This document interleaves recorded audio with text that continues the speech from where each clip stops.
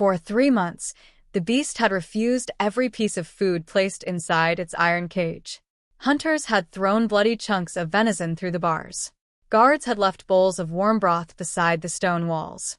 Servants had tried fish, milk, roasted meat, and fresh liver. Nothing worked. The creature simply watched. Its ribs moved beneath a coat of dirty, white fur. Its enormous paws remained tucked beneath its body, and its golden eyes followed every person who came near as though it expected another blow. The people of Blackthorn Fortress had stopped calling it an animal. They called it a monster. They said it had killed hunters in the northern forest. They said it had dragged a horse into the snow. They said nothing human could survive inside those golden eyes. And yet, on the coldest morning of winter, a 19-year-old kitchen girl walked into its cage, carrying a single piece of raw meat in her trembling hand. She had no sword, no armor, no magic, no one standing behind her. Outside the cage, 12 armed guards raised their weapons. The old healer covered her mouth. Even the king's hunting captain stopped breathing, because everyone knew what the beast could do. But the young woman did something none of them understood. She sat down. She lowered the meat onto her open palm and waited. For several seconds, nothing happened. Then the starving creature slowly lifted its head. Its nose moved, its golden eyes fixed on her hand. It rose.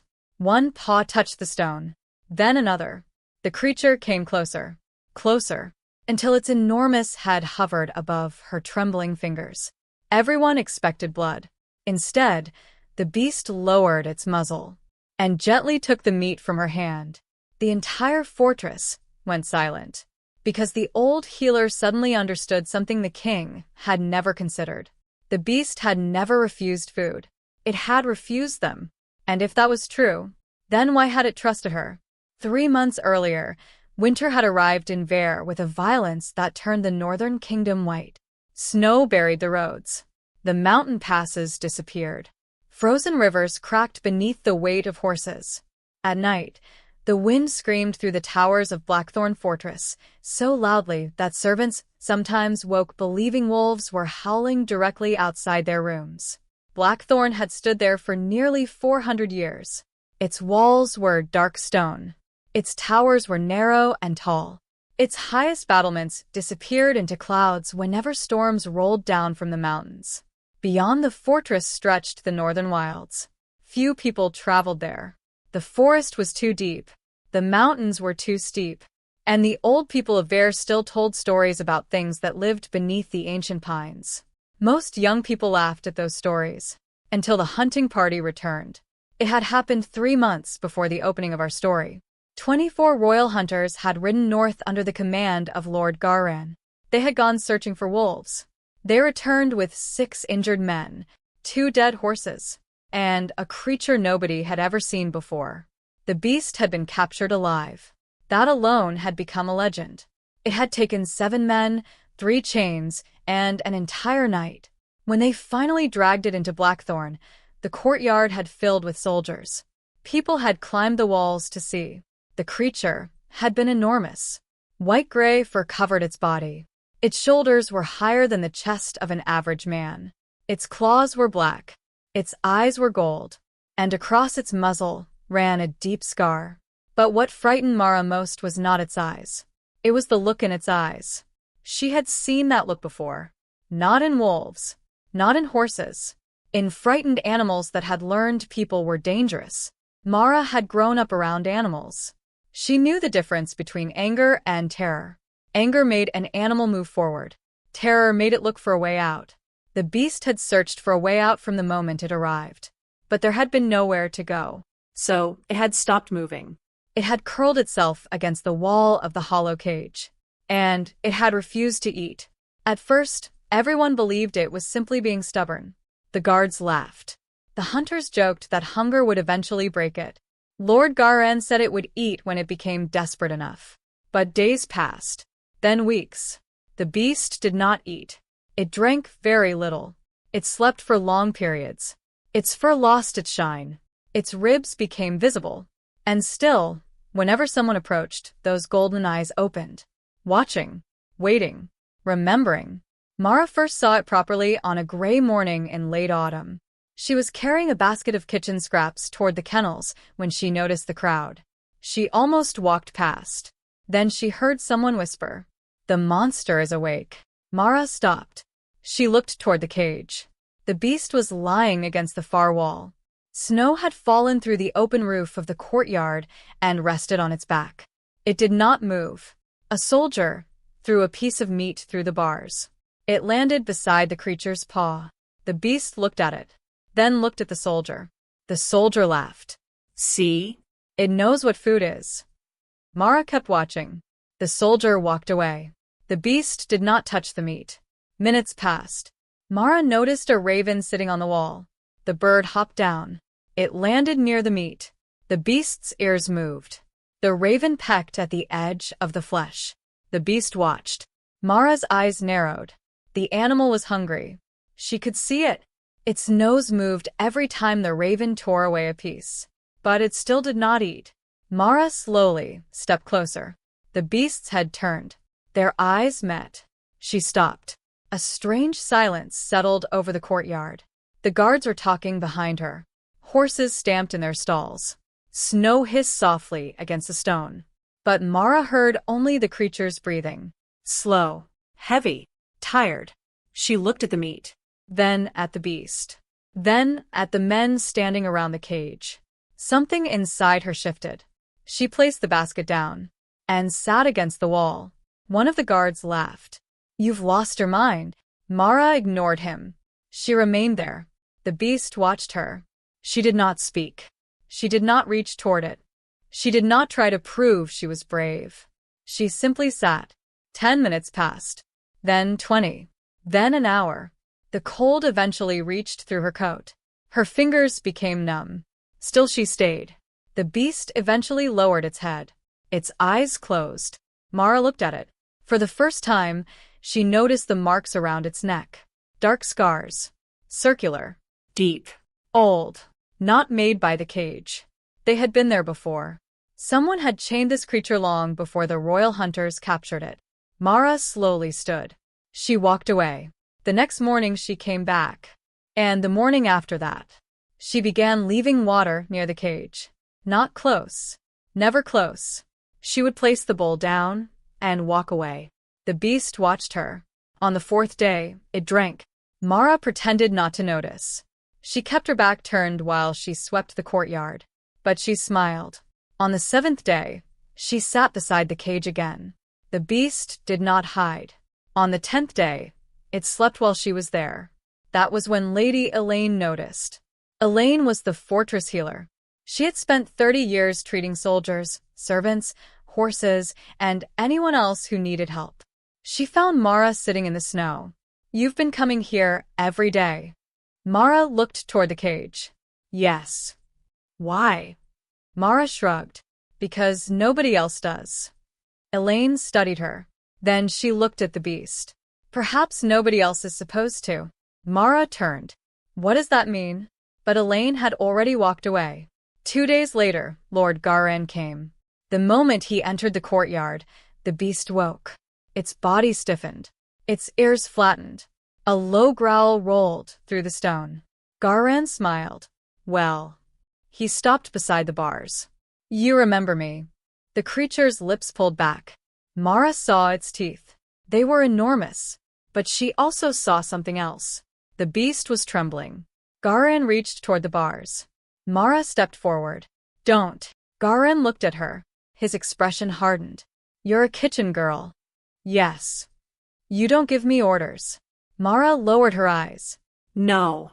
Garan looked back at the creature. "You should listen to her." He chuckled. "She seems to think you're a wounded dog." The beast slammed against the bars. Iron rang across the courtyard. Several guards jumped. Mara did not. She watched Garan. He looked pleased. Then he said the words that changed everything. "The king has decided." Mara's stomach tightened. The beast dies during the winter hunt. 6 days. That was all it had. 6 days until the creature would be dragged from its cage and killed before the nobles of Vael. Mara looked at it. The beast looked back. For the first time, she felt something stronger than fear. She felt responsibility. She went to the kitchen that evening. The cook was cutting venison. Mara stood nearby. "Give me a piece." The cook laughed. "For the monster?" Mara nodded. "You'll lose your job." "I know." He stared at her. Then, perhaps because he was tired, perhaps because he was secretly curious, he threw a piece onto the wooden table. Mara wrapped it in cloth. She carried it outside. The courtyard was empty. Snow fell beneath the moon. She opened the first gate, then the second. The guards shouted. "Mara!" She kept walking. Her heart was beating so hard she could feel it in her throat. The beast rose. It looked larger than it ever had before. Mara stopped several steps away. She lowered herself to the ground. The meat rested in her palm. Her hand was shaking. She hated that it was shaking, but she did not hide it. The beast stared at her. Mara slowly extended her arm. The creature moved. One step, then another. Its claws scraped softly against the stone. Mara could hear every breath. The beast came close enough that she could feel its warm breath against her fingers. Then it stopped. For one terrible second, Mara thought she had made a mistake. The creature opened its mouth. Its teeth appeared. The guards raised their weapons. Mara closed her eyes. But nothing happened. She opened them. The beast was staring at her hand. Not her face. Her hand. Slowly, almost impossibly gently, it lowered its head. Its teeth closed around the meat. It took it, then stepped back. Mara stared. The beast swallowed. For the first time in 3 months, it had eaten. The guards lowered their weapons. Nobody spoke. The old healer stood frozen near the gate. Mara looked at the creature. And then something strange happened. The beast dropped the remaining piece of meat. It turned toward the snow. One enormous claw touched the ground. Then another. Slowly, it scratched a shape into the frozen earth. A crescent. A line. 3 smaller marks beneath it. Mara's breath caught. She knew that symbol. Her grandmother had once drawn it in the margins of an old book. The Moonfang, the guardians of the first kings. Creatures that had supposedly disappeared centuries ago. Mara looked from the symbol to the beast. Then to the mountains. The creature raised its head. And somewhere beyond Blackthorn Fortress, a wolf howled. Another answered. Then another. Every wolf in the royal kennels suddenly fell silent. That night, someone entered Mara's room. Her belongings had been searched. Her blanket was on the floor. Her small wooden box had been opened. Her clothes were scattered across the bed. But one thing remained exactly where she had left it. The silver pendant her mother had given her before she died. Mara picked it up. The metal felt warm. She carried it outside. Snow covered the courtyard. The beast stood inside the hollow cage. Mara held the pendant near the symbol scratched into the ground. The silver began to glow. Only faintly, but unmistakably. Mara stepped backward. The beast lifted its head. Its golden eyes met hers. And for the first time, Mara wondered whether it had recognized her long before she ever recognized it. Mara did not sleep that night. She sat on the edge of her narrow bed with the silver pendant in both hands. The room was small enough that 3 steps carried her from the bed to the door. A single candle burned beside the window. Its flame bent whenever the wind slipped through the cracks in the frame. Mara kept staring at the pendant. It no longer glowed, but she had seen it. She knew she had. She thought about the symbol, the crescent, the 3 marks beneath it, the creature's golden eyes, her mother's hands. A memory came to her suddenly. Not a complete memory, only a feeling. Snow. A woman's arms around her. Someone running. Then a white shape moving through the darkness. Mara blinked. The memory disappeared. She pressed her fingers against her forehead. Her mother had died when Mara was 7. At least, that was what she had always been told. She had never known much about her mother's life. There were no portraits. No letters. No relatives who visited. Only the pendant. And one sentence her mother had repeated whenever Mara asked questions about the past. Some things must stay buried until the right time. Mara had never understood what that meant. Now she was beginning to fear that the time had come. Before sunrise, she went to the fortress library.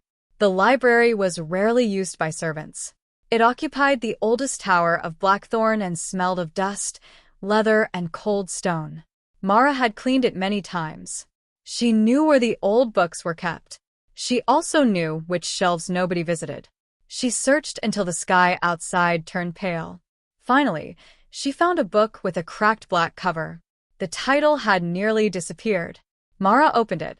The first pages were filled with stories about the founding kings. She turned slowly. Then she saw the crescent. Her fingers froze. The symbol appeared beneath an old drawing. A huge white wolf stood beside a crowned man. Beneath the image was one word: Moonfang. Mara read. The Moonfang guardians were said to have lived in the northern mountains before the first stone of Heir was laid. They were not trained. They were not owned. They chose whom they protected. Kings had tried to control them. None had succeeded. The creatures recognized blood. Not crowns. Not titles. Blood. Mara's eyes moved down the page. The final Moonfang had supposedly disappeared during the fall of the old house. The old house. Mara knew the phrase. Every child in Heir did. The old royal family had supposedly been destroyed generations ago. King Edric's family had ruled ever since. Mara turned the page. The writing became damaged. Some pages had been cut out. Others were blackened by fire. She found one sentence before the missing section. The last guardian did not die with the royal bloodline. Mara stopped breathing. A sound came from behind her. She turned. Lady Elaine stood in the doorway. The old healer looked at the book, then at Mara, then at the pendant. Her face changed. Mara. Mara slowly stood. You know what this is. Elaine closed the door. She walked toward her. For a moment, neither spoke. Then Elaine reached for the pendant. Mara pulled it away. Tell me. Elaine sighed. I was hoping you would never ask. That is not an answer. No. Elaine looked toward the dark shelves. Your mother served in this fortress. Mara already knew that. She worked in the royal household. I knew that too. She was accused of stealing something. Mara's voice became quiet. What? The royal seal. Mara looked down at the pendant. Elaine nodded. That. Mara's fingers tightened. This is the seal? The true seal. Then why did she give it to me? Because she knew they would search for it. Who? Elaine looked toward the door. Garand. Mara felt cold spread through her. What does he want? The same thing he has always wanted. Elaine's voice dropped. Power. A distant bell rang. One. Then another. Elaine moved closer. Your mother was not a thief. Mara stared at her. She was protecting someone. Who? Elaine hesitated. You. The room seemed to tilt. Mara stepped backward. No. You were very young. I don't remember. That was the point. Elaine told her what little she knew. Years ago, the royal family had been attacked. The official story claimed the old bloodline had ended. But Elaine had seen people fleeing that night. She had seen Mara's mother carrying a baby through the snow. She had seen a white wolf following them. Then everything had burned. Mara could barely breathe. What happened to my mother? Elaine's eyes filled with sadness. She disappeared. And me. You survived. Mara looked down at the pendant. The silver seemed heavier now, like it carried an entire life inside it. Before she could ask another question, the fortress bells began ringing. A royal announcement. King Edric had declared the winter hunt, and the beast would be executed before the entire kingdom. Mara left the library. She went straight to the hollow cage. The beast was awake. Mara sat outside the bars. For a long time, neither moved. Then the creature slowly lowered itself onto the stone. Mara whispered, I know you are not a monster. The beast closed its eyes. She stayed there until sunset. The following days changed everything. Mara began treating its wounds. At first, the beast would not allow her near its leg. Every time she approached, its muscles tightened. But Mara did not force it. She placed the herbs nearby, then sat down. After several hours, the creature shifted. Its leg moved into the open. Mara reached forward. Her fingers touched the damaged fur. The beast flinched. Mara froze. She waited, then continued. Underneath the fur was an iron restraint. It had cut deep into the flesh. Mara's eyes filled with tears. "Who did this to you?" The creature looked at her. For one strange moment, Mara felt as though it understood.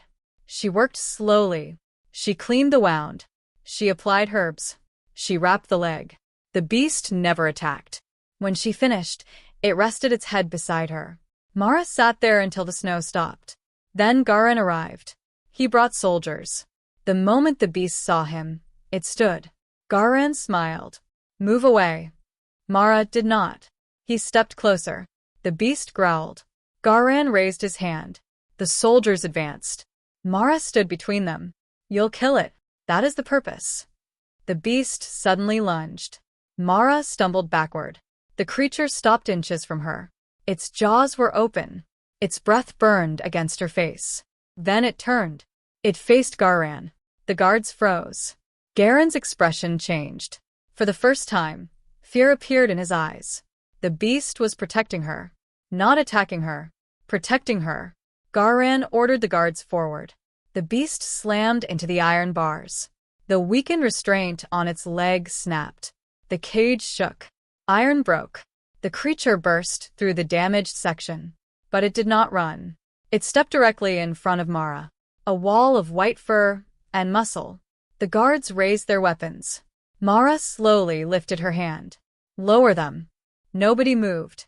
Then the king himself entered the courtyard. King Edric was dressed in black fur. His crown glittered beneath the winter light. He looked at the beast. Then at Mara. His face became strangely still. "Who is she?" Garin answered. "Nobody." The king's eyes narrowed. "Then why is the beast protecting her?" Nobody had an answer. Edric ordered Mara taken to the old tower. The beast was moved to the mountain gate. That evening, Lady Elaine came to Mara's cell. She carried the silver pendant. Mara stared. Elaine placed it in her palm. "Your mother was protecting the last heir of the old house." Mara's voice trembled. "Who?" Elaine looked directly into her eyes. "You." Mara closed her fingers around the pendant.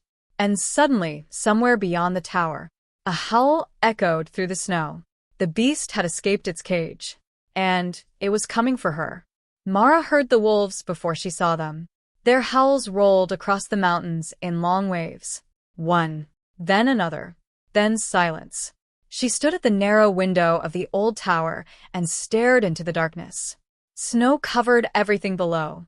The fortress torches looked like tiny stars. She knew the beast was out there. She also knew the king's soldiers were searching for it. The door opened. Lady Elaine entered. Mara turned. "Where is it?" "Beyond the eastern wall." "Is it hurt?"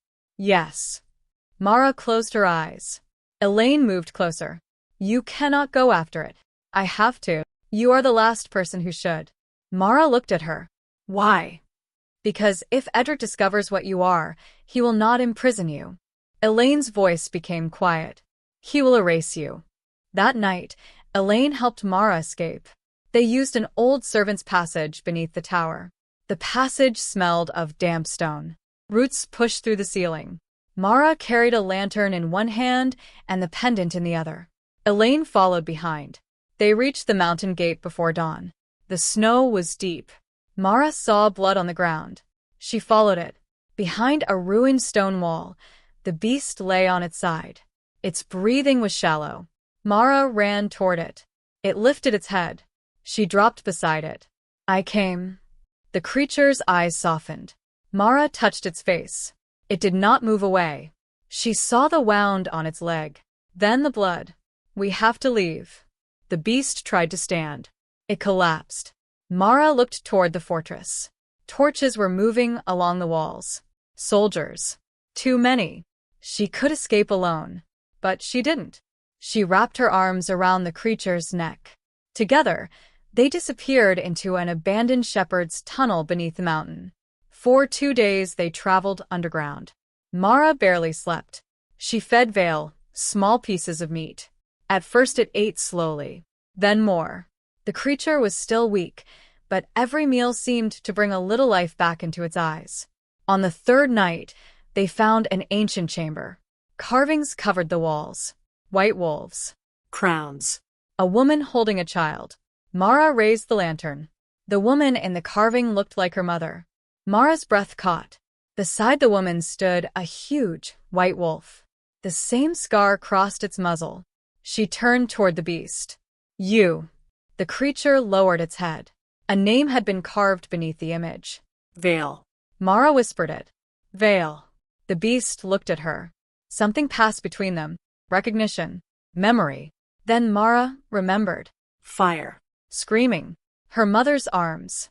A white wolf carrying her through the snow.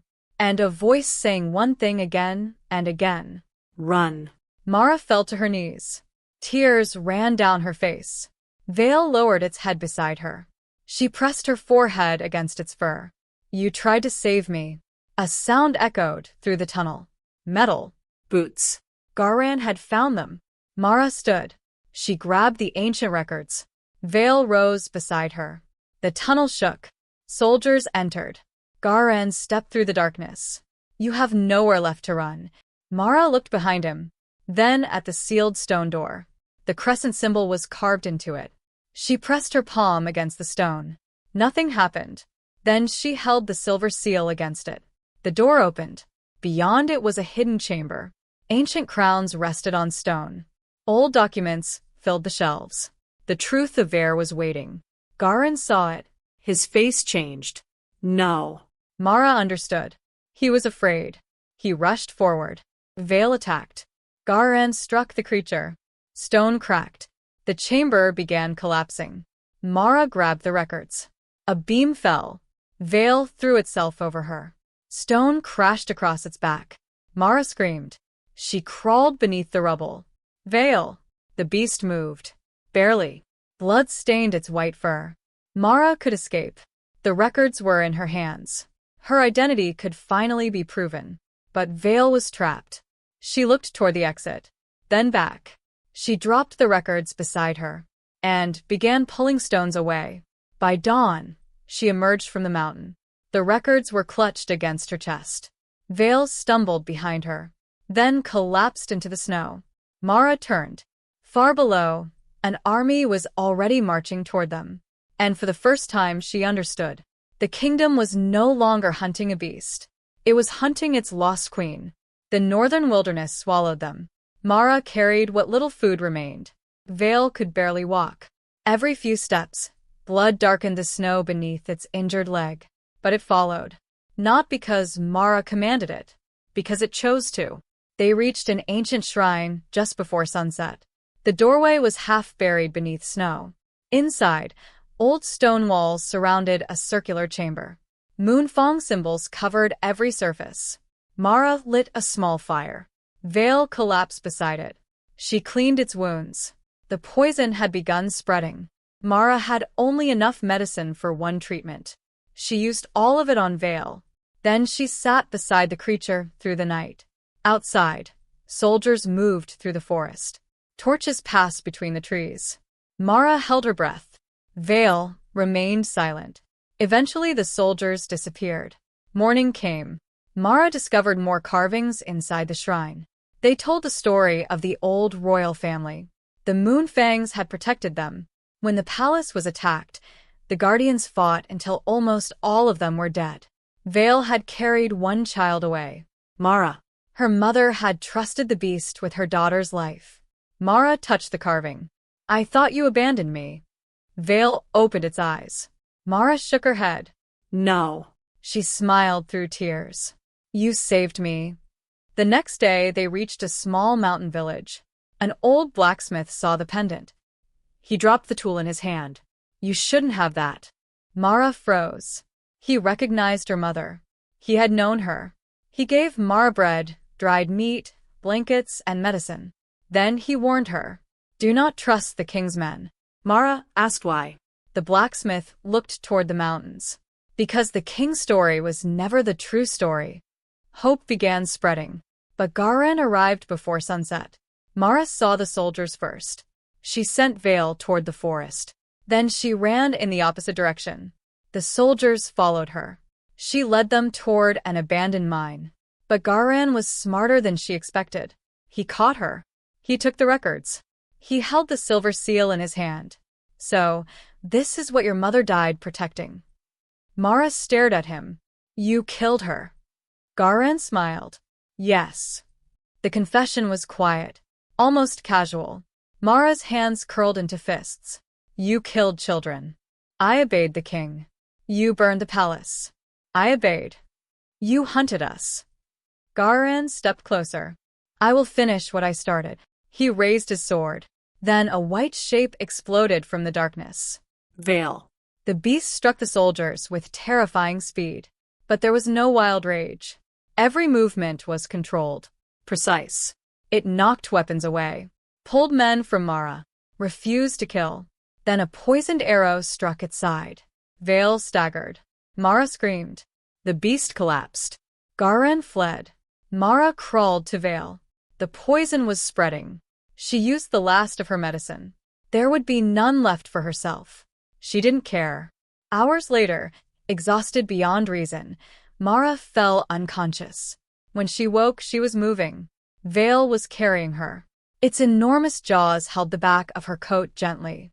Its injured legs shook beneath its weight. Still it walked. Through snow. Through darkness. Toward the capital. At sunrise, Mara opened her eyes. Below the ridge stood Vael. Thousands had gathered for the winter hunt.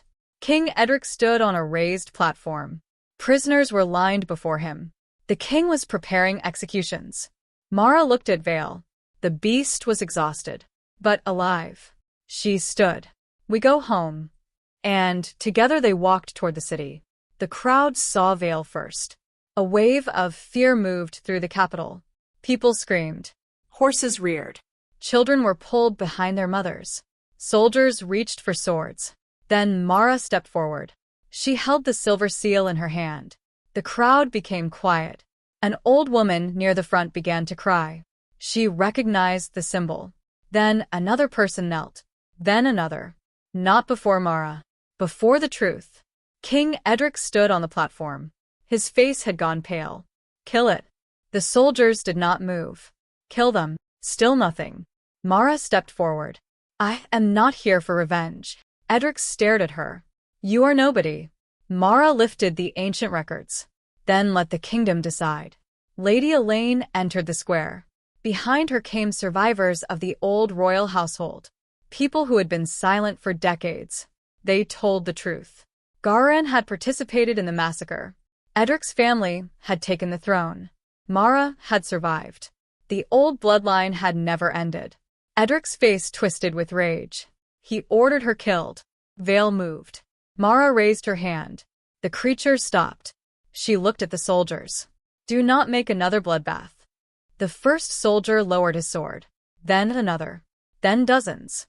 The crowd turned. Garan tried to run. Vael caught him. The creature pinned him to the ground.